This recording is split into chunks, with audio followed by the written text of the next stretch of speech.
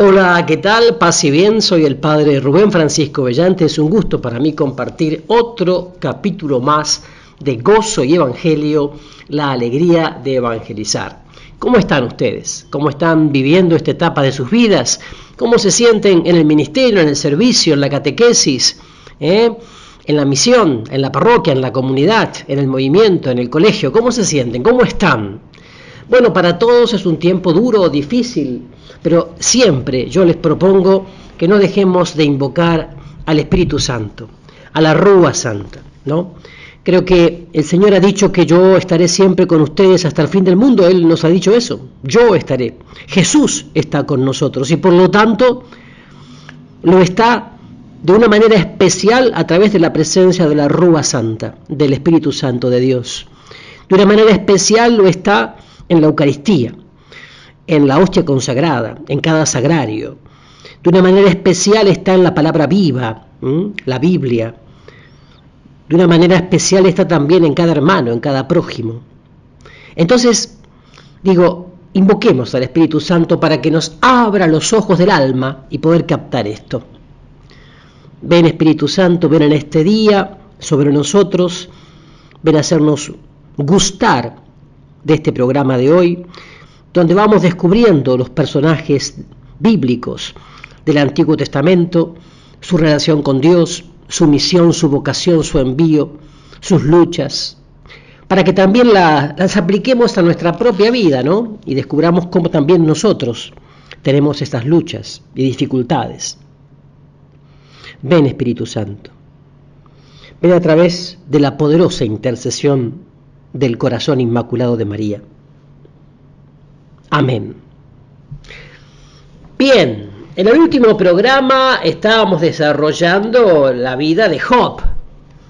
Job, el hombre zarandeado, ¿no? Hablamos de los amigos de Job, Dios y el diablo, hablamos también del peligro del sufrimiento. Bueno, y ahora vamos a hablar, siempre dentro de Job, de lo que es el silencio de Dios. Lo más desconcertante para un individuo en el momento de su tribulación es el pesado silencio de Dios. No escuchar clara su voz, sentirse como abandonado de Él. La fe es lo único que salva, seguir creyendo que Dios es fiel, que estamos pasando por un momento de purificación y que a la hora de Dios cesará la tormenta. Cuando falta la fe, la persona se desquicia espiritualmente y puede caer en lo que los filósofos llamaron existencialismo, considerar la vida como un absurdo. El poeta peruano César Vallejo describía la vida como una cena miserable a la que él no había pedido asistir y en la que tenía que participar a la fuerza. Si Job hubiera podido escuchar el diálogo entre Dios y el diablo, en el prólogo de la obra, en el momento de la prueba, no se hubiera angustiado porque de antemano sabría que un plan de Dios se estaba verificando en su vida. A nosotros nos sucede lo mismo. Ignoramos los planes de Dios. Cuando de veras lo amamos, no desconfiamos ni un momento de Él, sino que lo seguimos amando en medio de la prueba, con la seguridad de que ese Padre bondadoso no ha buscado nada malo para sus hijos y que todo lo que permite es para nuestro bien. San Pablo, que pasó por múltiples calamidades, naufragios, azotes, cárcel, traiciones, nunca pensó que Dios lo estaba castigando. Fue Pablo el que con visión de fe profunda aseguró que todo resulta para bien de los que aman a Dios. Romanos 8:28. Y esa es la gran verdad de la fe. Cuando Job se encontró con el verdadero Dios, no el Dios de sus teóricos amigos, entonces se sintió inconmovible. Las teorías humanas valen muy poco para afianzar nuestra fe. Una fe profunda solo se logra a base de encontrarse con el único Dios, el Dios que Jesús nos presentó. Un Dios que es Padre esencialmente para cada uno de nosotros, y que nunca puede olvidar nuestros nombres. Después de su encuentro con Dios, Job sintió la necesidad de orar por sus amigos, que con sus concepciones paganas acerca de Dios únicamente lo habían hundido más en sus temores. Un encuentro con Dios lleva necesariamente a un encuentro con los demás, a perdonar al que nos hirió. El que ama a Dios experimenta que el amor de Dios se derrama en él a través de su Espíritu Santo, y ese amor tiene que seguir fluyendo hacia los demás. Por eso Jesús decía que toda la ley se compendía en amar a Dios y al prójimo. El Dios que Job encontró es el que debemos encontrar a cada paso de nuestra vida. Entonces, cuando la tribulación toque a nuestra puerta, no pensaremos que Dios nos está castigando, sino que Dios está buscando que nosotros tengamos bendición. ¿Será esto sadismo? A la luz de la fe bíblica, esta es la pauta para no llegar a hacerle preguntas inoportunas a Dios y para saberlo alabar en todo momento y circunstancia. ¿No les parece? Y ahora vamos a descubrir otro personaje, Daniel, sí, Daniel y sus amigos en el mundo, pero no del mundo. ¿Saben, no? Estar en el mundo y no ser del mundo parece una paradoja. Fue lo que Jesús en la última cena pidió para sus apóstoles. No te pido que los saques del mundo, sino que los preserves del maligno. A todo cristiano le toca vivir en el mundo, pero sin dejarse tocar por lo malo del mundo. A Daniel y sus amigos, Azarías, Misael y Ananías, les tocó vivir en una sociedad totalmente pagana. Fueron llevados como desterrados a Babilonia. En medio de esta sociedad idólatra y corrompida, los 4 jóvenes fueron luz en medio de las tinieblas. Esa es la historia que narra el libro de Daniel. Nabucodonosor dio la orden que a varios jóvenes judíos de buena presencia y de noble familia los educaran en toda la cultura de los caldeos para que estuvieran al servicio de su palacio. Debían comer de los mismos alimentos que servían en la mesa del rey. Daniel y sus amigos se industriaron para que se les permitiera llevar una dieta naturista y no contaminarse con los alimentos que muchas veces habían sido ofrecidos a los ídolos y que eran señal de comunión con ellos. En la corte les cambiaron sus nombres judíos por otros de origen caldeo. A Ananías, que significa protegido de Dios, le pusieron Sadrac, que quiere decir príncipe de Bel. A Misael, que significa quien como Dios, le llamaron Mesach, que equivale a hombre regio.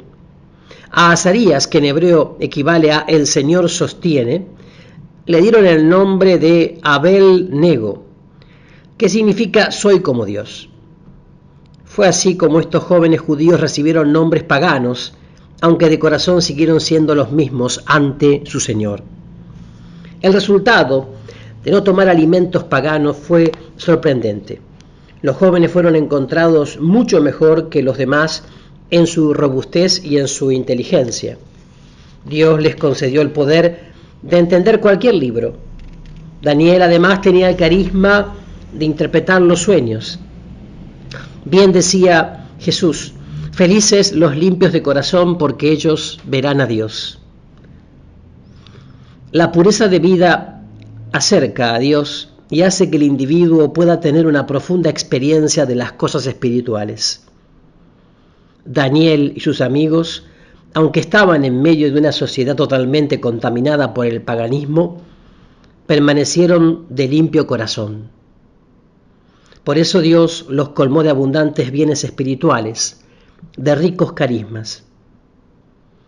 Por otra parte, la contaminación del pecado impide la comunicación del poder espiritual que Dios quiere para sus hijos. En el libro de Miqueas se evidencia que Dios retira su gracia a los profetas que se han contaminado con el pecado y les dice: no volverán a tener visiones proféticas en la noche ni a predecir el futuro de la oscuridad. Miqueas 3:6. Nada hay como el pecado para alejar los dones espirituales con los que el Señor quiere equiparar a sus profetas. Nuestra sociedad, al igual que Babilonia, es una sociedad paganizada. Sus criterios distan mucho de las enseñanzas del Evangelio. Lo que San Juan llama el mundo quiere a toda costa cambiar nuestro nombre, despersonalizarnos de nuestros carácter de cristianos. Quiere marcarnos con su cultura y su costumbre, que son paganas en todo el sentido de la palabra. Al cristiano se le pide hacer esa difícil opción entre Dios y el mundo. Moisés, un día, cuando llegó a conocer su origen judío, tuvo que hacer también una difícil opción. Dice la carta a los Hebreos, prefirió ser maltratado con el pueblo de Dios a gozar por un tiempo los placeres del pecado. Hebreos 11:24. Así que ahora, miren, vamos a esperar un momento, una pausa, y enseguida volvemos para seguir desarrollando esta apasionante historia de Daniel. Seguimos con Gozo y Evangelio de hoy. Soy el padre Rubén Francisco Bellante y como ya saben, pueden además volver a escuchar este programa o encontrar otros programas en mi canal de YouTube. Ustedes entran a YouTube, buscan Rubén Francisco Bellante y ahí tienen la posibilidad donde dice suscribirse, de poner suscribirse de forma gratuita y recibir estos y otros muchísimos programas que están en mi canal de YouTube. Entonces, Rubén Francisco Bellante. Estábamos desarrollando el tema de Daniel, ¿no? Cuando Daniel fue llevado a Babilonia, era muy joven. Posiblemente contaba con 16 años de edad. A pesar de su juventud, se muestra tan valiente, tan maduro en sus decisiones y en su manera de actuar. Con seguridad sus padres habían sabido infundirle hondos principios que lo salvaron en los momentos de tentación. Bien advertía el libro de los Proverbios, dale buena educación al niño de hoy y el viejo de mañana jamás la abandonará. Proverbios 22:6. La educación religiosa del niño en su hogar es algo decisivo para la vida. Muchos padres le dan suma importancia al vestido, a la alimentación y a la cultura, pero descuidan el crecimiento espiritual de su hijo. Ese niño es enviado a enfrentarse a la vida sin el equipo necesario con que pueda defenderse. Daniel y sus amigos brillan como antorchas en medio de una sociedad pagana. Jesús decía que sus seguidores debían ser sal de la tierra y luz del mundo. El faraón tuvo un sueño, lo olvidó. Sus magos y adivinos, a pesar de que fueron amenazados de muerte, se mostraron impotentes para adivinar el sueño. Daniel fue invitado a participar en el evento, simplemente pidió tiempo para dedicarse en oración, en compañía de sus amigos, a pedir las luces del Señor. Se presentó al rey y le reveló sus misteriosos sueños. Había visto una estatua, su cabeza es de oro, el pecho y los brazos de plata, el vientre y los muslos de bronce, las piernas eran de hierro, los pies eran de barro y de hierro, una piedra desprendida de lo alto chocó contra los pies y toda la estatua se descalabró. El sueño significaba los varios reinos que se sucederían hasta que llegara uno más que los destruiría a todos. Ante la revelación e interpretación de su sueño, el faraón terminó arrodillándose y adorando al Dios de Daniel. Esta misteriosa estatua construida con tan dispares metales nos sugiere la actitud de muchos individuos que ante los demás presentan varias personalidades. Los demás solo ven las apariencias, pero hay una piedra de toque para saber quiénes somos nosotros. Dios lee nuestros pensamientos y sabe de qué barro estamos hechos. Dios no juzga por apariencias. Él llega hasta lo profundo de nuestro ser y sabe quiénes somos nosotros. En nuestras vidas, muchas veces, hemos mezclado el barro y el hierro.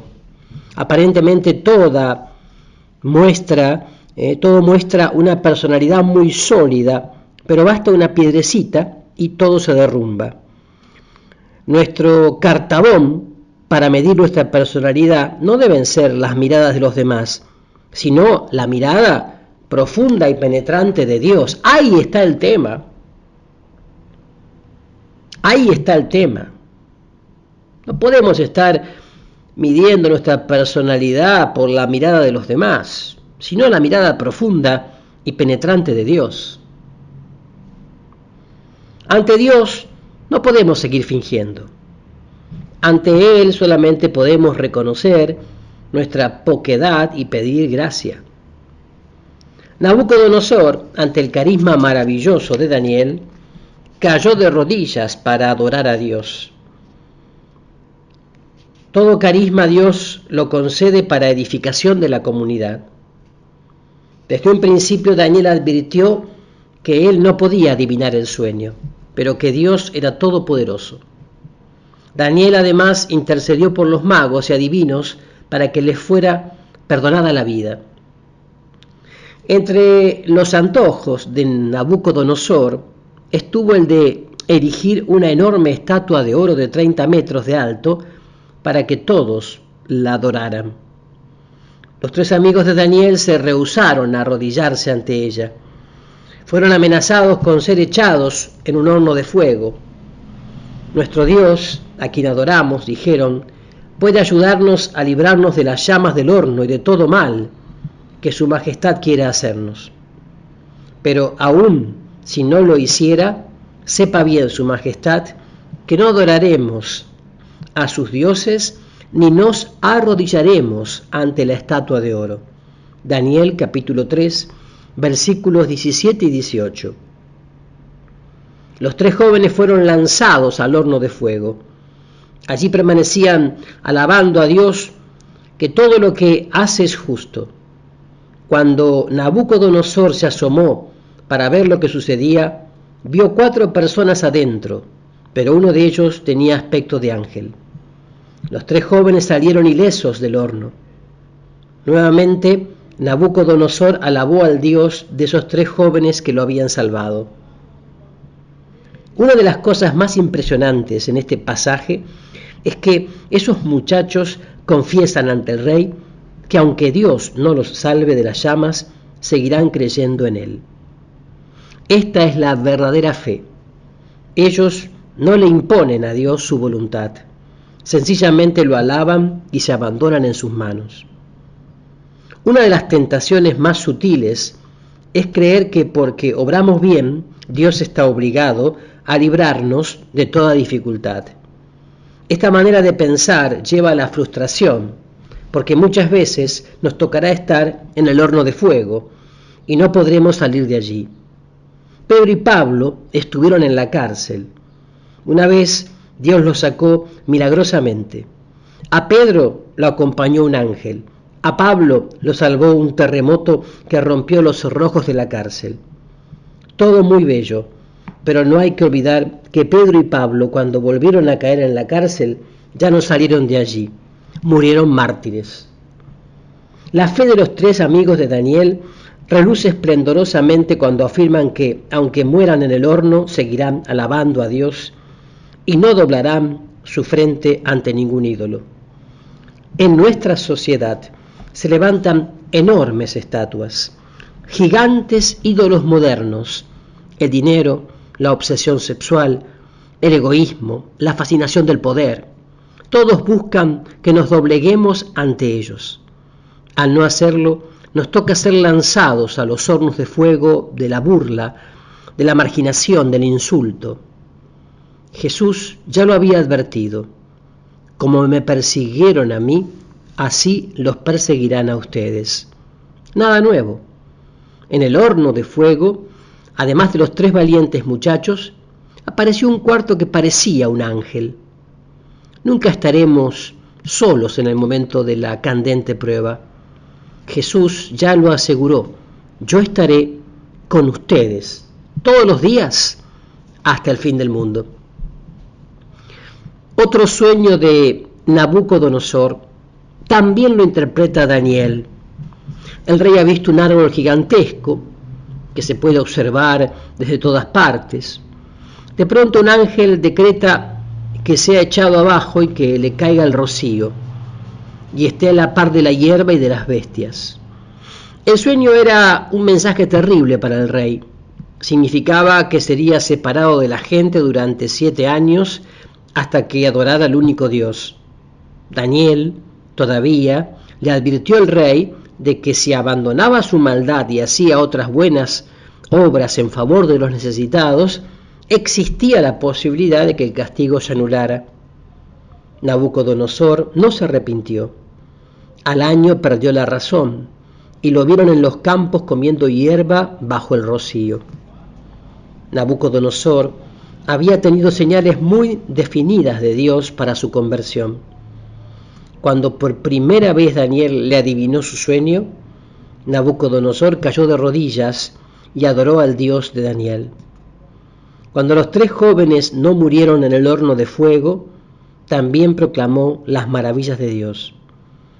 A pesar de estas señales de Dios, el rey persistió en su maldad y Dios le retiró su mano.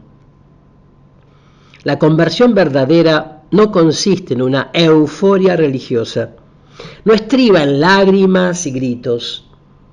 Lo esencial de la conversión, la palabra lo dice, es el cambio radical de la vida. Nabucodonosor no cambió su sistema de vida. A ver, un retiro espiritual, un acontecimiento impactante, provoca en muchos un sentimiento religioso. Solo el tiempo podrá decir si hay verdadera conversión o si quedó todo en un gran emocionalismo.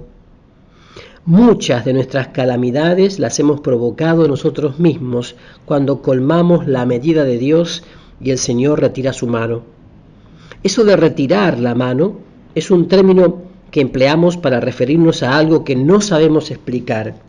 Es el momento en que la bendición de Dios no está con nosotros y entonces las fuerzas del mal nos zarandean. Nabucodonosor se arrepintió, recobró la razón y volvió a Dios. Las purificaciones que Dios permite en nuestra existencia no son producto de una venganza justiciera. Se trata más bien de una medicina amarga que el padre debe propinar a su hijo para que no muera. Estas purificaciones abundan en nuestra vida personal. Como Nabucodonosor, nos impresionamos en el momento de la prueba. Pronunciamos frases altisonantes que simulan una conversión. Hasta nosotros mismos llegamos a creer que nos hemos convertido. El tiempo implacable nos vuelve a recordar que estamos hechos de barro. Enseguida vamos a regresar con más gozo y evangelio. Seguimos entonces compartiendo gozo y evangelio, la vida y el testimonio del profeta Daniel. En tiempo del rey Darío, Daniel también ocupó un cargo de relevancia en su gobierno. Daniel se distinguía porque era implacable contra la corrupción. Por eso mismo varios de los cortesanos que se veían con las manos atadas para continuar con sus negocios turbios, se pusieron de acuerdo para eliminarlo. Daniel dejaba siempre abiertas las ventanas de su habitación. Todos podían observar que oraba 3 veces al día a su Dios, a pesar de la orden del rey. Acusaron a Daniel ante el rey. Según la ley de la nación, tenía que ser castigado. Fue arrojado al foso de los leones. El más afligido era el rey. No pudo dormir en toda la noche. Al amanecer, pudo comprobar que los leones no habían devorado a Daniel. Darío ordenó que en todo su reino se reverenciara al Dios de Daniel. En medio de una sociedad idólatra, Daniel deja abiertas las ventanas de su casa. No teme que todos se enteren de que él reza diariamente a su Dios. En medio de una sociedad llamada cristiana, pero que vive un ateísmo práctico que desprecia al que se muestra religioso, muchos reservan su espiritualidad para la iglesia o para su cuarto, cierran bien las ventanas, temen al ¿qué dirán? Jesús les ordenaba a sus discípulos que debían brillar en todas partes. La luz no se hizo para ponerla debajo de un cajón, sino para que brille en lo alto y alumbre a todos los de la casa, y den gloria a su Padre que está en los cielos. Es cierto que habrá que pasar por el foso de los leones, del desprecio, de las sonrisitas tontas, de la marginación. Sin embargo, la finalidad de la sal, ustedes son la sal de la tierra, es preservar las llagas de toda putrefacción, ¿no? Un cristiano que puede estar con sus ventanas cerradas, un cristiano secreto es alguien de quien Jesús nunca habló. Baltasar estaba celebrando un banquete sacrílego también. Para darse ínfulas, había hecho traer los vasos sagrados del templo. En medio de aquella orgía, una mano misteriosa escribió unos signos en la pared. Llamaron a Daniel para que los interpretara. Allí estaba escrito Mane Tekel Fares. Significaba que el reino de Baltasar había sido medido y había llegado a su fin. Había sido pesado y encontrado de poco peso. Por tanto, sería dividido. El rey palideció. Esa misma noche entraron los medos, mataron al rey y se apoderaron de su reino. La Biblia habla de la paciencia de Dios. San Agustín escribió: temo al Señor que pasa, dando a entender la posibilidad de que el Señor no retornará con su gracia. Dios tiene un tiempo de oportunidades, de gracia para cada uno. No se sabe si esta gracia es la última o existirá otra más. Solo se sabe que el Señor concede todas las gracias posibles para la salvación del individuo. Baltasar no sabía que en aquella noche de orgía se cumplía el tiempo que Dios le había concedido. Jesús en esto quiso ser muy concreto y explícito. Estén siempre preparados, dijo, porque no saben el día ni la hora. Además, describió el momento cero de nuestra existencia como un ladrón que llega introspectivamente. Jesús no quiso que viviéramos asustados, pero sí preparados, como quien aguarda a su Señor que vuelve. Hay que estar siempre prontos cuando se oiga tocar la puerta. Daniel y sus 3 amigos son modelos de lo que un cristiano debe ser. No importa en qué sociedad le toque vivir. Lo que interesa es que el cristiano, en todos lados, ya sea en una sociedad totalmente corrompida o en un místico convento, debe ser sal de la tierra y luz del mundo. El cristiano, en lugar de permitir que le cambien su nombre de cristiano, que lo despersonalicen, debe brillar en tal forma que, como Nabucodonosor, todos los que lo vean caigan de rodillas y alaben a ese Dios que permite a alguien andar con camisa blanca en medio de una mina de carbón. Sí, este es el testimonio y la vida y la historia de Daniel. Y ahora vamos a ver otro testimonio, otro testigo, otro personaje del Antiguo Testamento, que es Jonás. Jonás, el fugitivo de Dios. Lo inconcebible del profeta Jonás es que aprendiera a huir de Dios. Esto significaba que Jonás había perdido la confianza en Dios. Cuando Adán desobedeció a Dios, comenzó a huirle y se fue a esconder. Jonás había recibido la orden explícita de Dios de ir a predicar a la ciudad de Nínive. Era una ciudad pérfida que representaba un serio problema para los judíos. Por lo tanto, según Jonás, lo conveniente era que Nínive no se convirtiera, sino que fuera totalmente exterminada. La misión que le entregaba el Señor no le agradó a Jonás. Optó por ir en dirección contraria a la ordenada por el Señor. También a Moisés, ¿no? Y a Gedeón no les agradó la misión que el Señor les encomendaba, pero ellos tuvieron el acierto de ponerse a hablar con Dios y exponerle sus preocupaciones. Mientras hablaban, el Señor les tocó el corazón y les dijo a cada uno: no teman, yo estaré contigo. Jonás no tuvo la paciencia de hablar con Dios. A Caín lo vamos a encontrar como un hombre torturado, siempre anda huyendo. Jonás es alguien torturado mientras huye de Dios. Bien decía el poeta Humberto Hernández Cobos: el olvido de Dios es preciso para huir del espanto. Jonás le tenía miedo a Dios y por eso buscaba no encontrarse con él en el camino.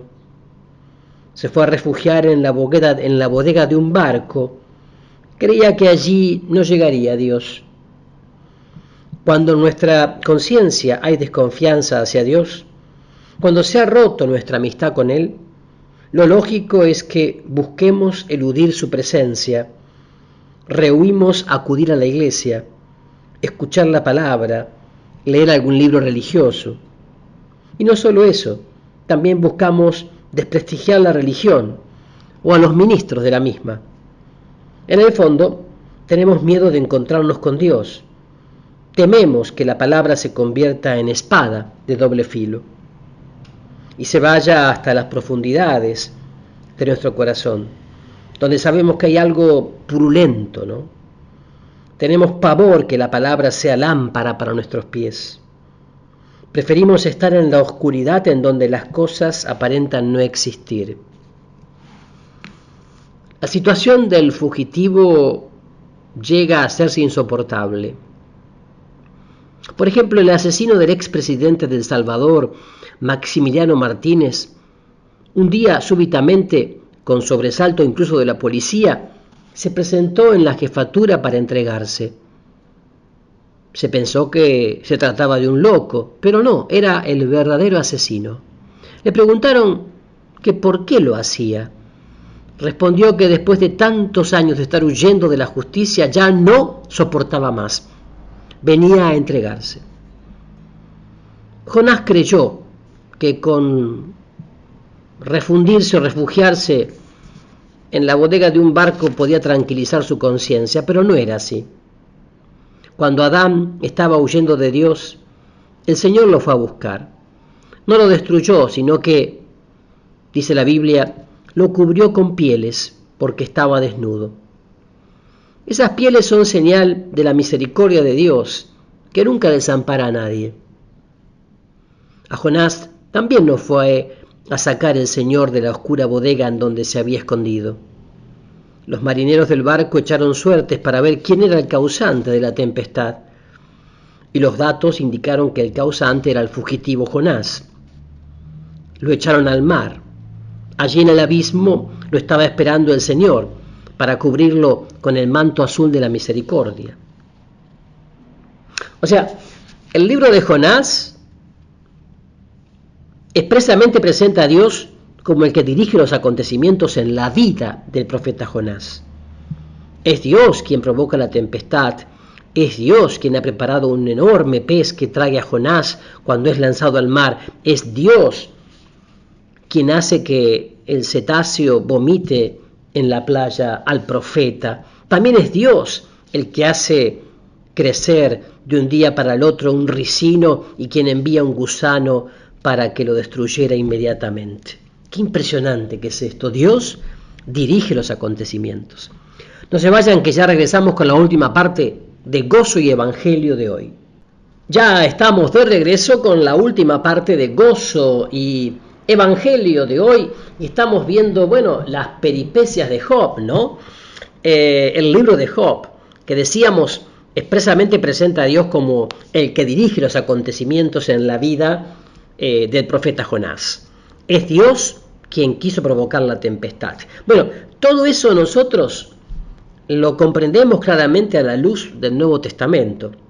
Dice la carta a los Hebreos: a quien Dios ama, lo disciplina. Hebreo 12:5.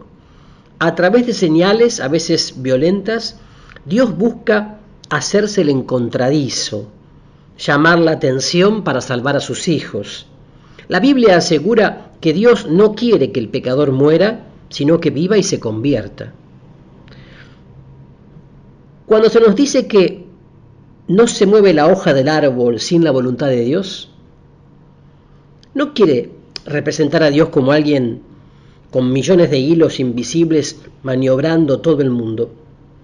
En el libro del Génesis, Dios les dice a los hombres: crezcan, multiplíquense, dominen la tierra. Los dotó de inteligencia y les entregó el dominio del mundo. Dios respeta la libertad del ser humano, lo deja ir hacia la derecha o hacia la izquierda. El hombre puede construir o destruir.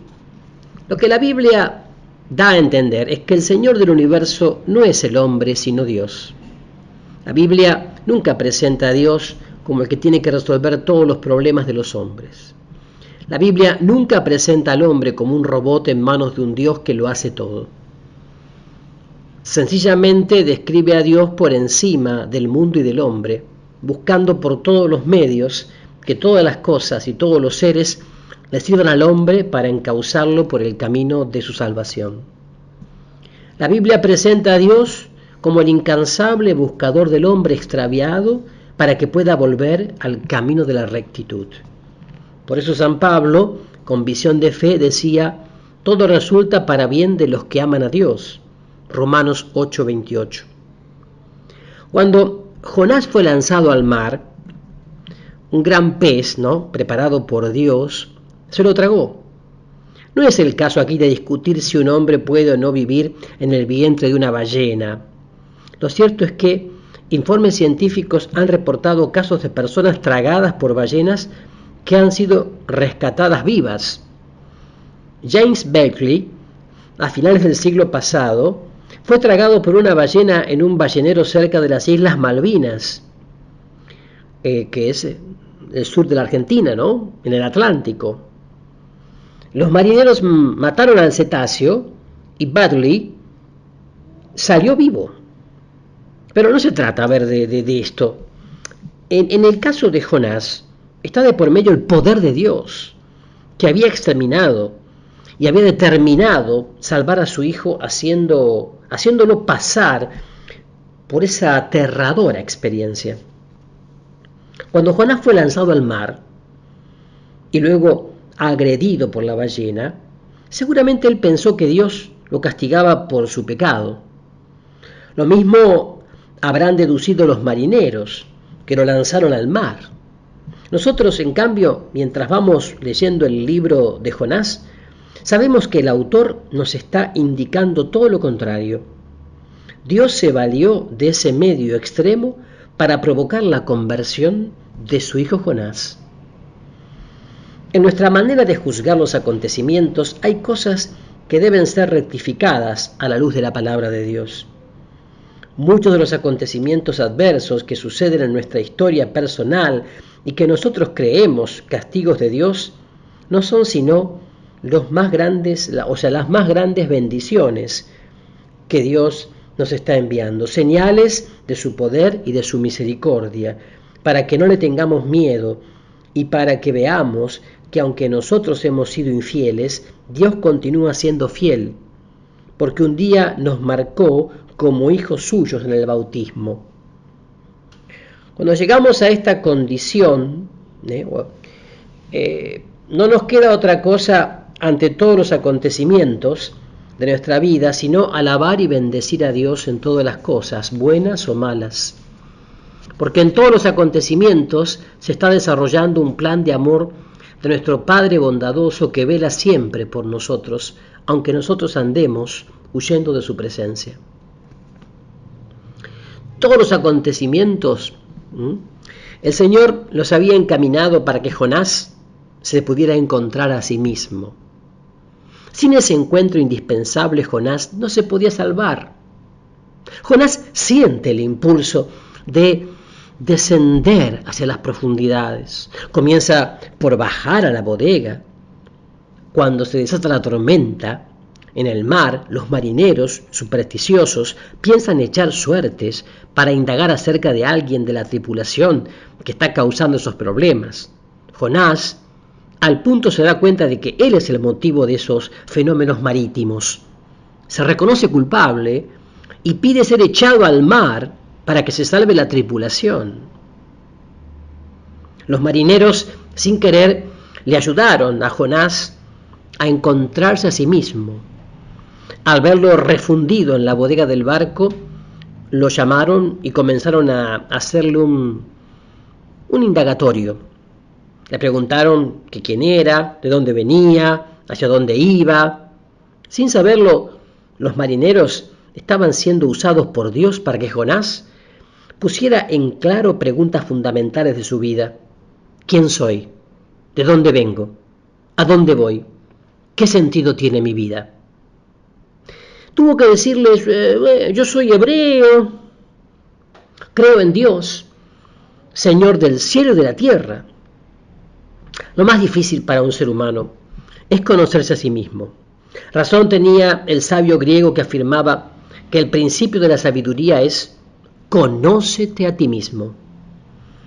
El psicólogo ayuda a otros a conocerse, pero el psicólogo debe ser ayudado por alguien más para que se conozca a él mismo. Un momento de oración en un tiempo de gracia es una oportunidad en que Dios pone en juego muchas circunstancias para que ayuden al individuo a darse una respuesta acerca de preguntas esenciales de su vida. ¿Quién soy? ¿De dónde vengo? ¿A dónde voy? Un momento de gracia nos ayuda a buscar en nuestras profundidades espirituales, a las que muchas veces tenemos miedo de bajar para no encontrarnos con algo desagradable que sabemos que existe, pero que procuramos olvidar. Jonás procuraba dormir en la bodega del barco, no quería tener la plena conciencia de lo que estaba sucediendo en su vida. Por eso Dios tuvo que irlo a despertar por medio de la tormenta. Dios, con frecuencia, tiene que acercarse a nosotros de manera inexplicable. Lo cierto es que su intención es sacarnos del sueño de la pretendida inocencia y llevarnos al conocimiento de nuestro conflictivo yo que pretende escudarse en el sueño del olvido. Nada tan decisivo en nuestra vida cuando pretendemos huir de Dios como su palabra, que se convierte en espada de doble filo y llega hasta lo más íntimo de nuestro ser y nos confronta con lo podrido, esa palabra que puede ser también miel para la boca, el consuelo que necesitábamos y que restaña la herida. Dios se sirve de todas las circunstancias para acercarse a nosotros y hablarnos. Uno de sus instrumentos es la persona que lleva la palabra, ¿no? Puede ser bueno, malo o regular. Dios se puede servir de quien quiera para hablarnos y plantearnos problemas. Se sirvió de los marineros paganos para confrontar a Jonás con los interrogantes más esenciales de su vida. Dios se sirve de todos los medios para hacernos sentir su presencia, cuestionarnos y ayudarnos a descender hasta nuestro yo profundo. Jesús decía, el reino de Dios está dentro de ustedes. Dios nos quiere ayudar a descubrir ese reino dentro de nosotros mismos. Salir del oscuro vientre de la ballena y ser vomitados en la playa ha sido el símbolo del nuevo nacimiento espiritual. En el rito antiguo del bautismo, a los catecúmenos se les ponía viendo hacia el poniente, en lugar de la oscuridad, y se les preguntaba si querían volverse hacia el oriente, en lugar de la luz. El catecúmeno se daba vuelta hacia el oriente, hacia la luz. Bueno, salir de nuestra oscuridad y volvernos hacia la luz de Jesús, para nosotros es la conversión. Y no es nada fácil. Por eso mismo el Señor nos tiene que ayudar a bajar a las profundidades de nosotros mismos. Tiene que hacernos descender hasta el vientre oscuro de la ballena para que allí nos demos cuenta de que necesitamos clamar al único que puede salvarnos. Eso fue lo que sucedió con Jonás. Eso es lo que sucede con cada uno de nosotros cuando nos dejamos guiar por el Espíritu Santo. Y así entonces nos despedimos ya hoy de este programa Gozo y Evangelio. Quiero darles la bendición a través del corazón inmaculado de María. Los bendiga el buen Dios Todopoderoso, Padre, Hijo y Espíritu Santo. Amén. Nos encontraremos próximamente en otro programa más de Gozo y Evangelio. Paz y bien.